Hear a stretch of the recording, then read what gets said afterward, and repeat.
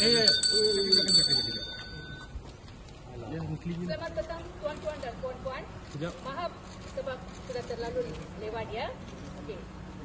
Dalam permohonan pelaksanaan nombor AA-37WS-11-Close/2024 antara AH Design Communication Sendirian Berhad sebagai pemiutang penghakiman dan Azmiza binti Othman sebagai penghutang penghakiman.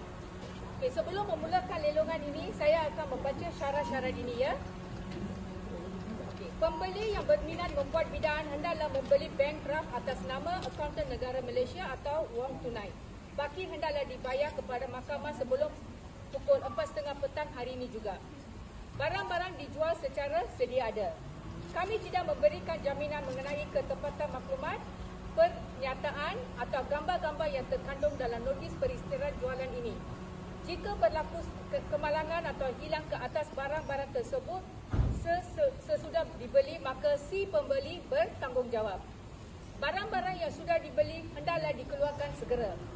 Pembeli akan bertanggungjawab ke atas semua barang yang telah dibeli dan barang yang telah dibeli atau dilelong tidak boleh dikembalikan. Bakal-bakal pembeli hendaklah membuat semakan dengan Jabatan Pengangkutan Jalan iaitu JPJ.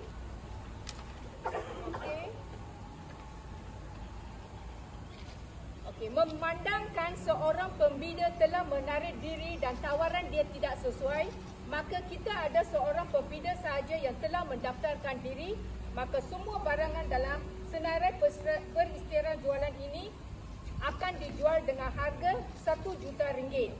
Okey, saya akan memanggil sebanyak 3 kali. Okey, panggilan pertama,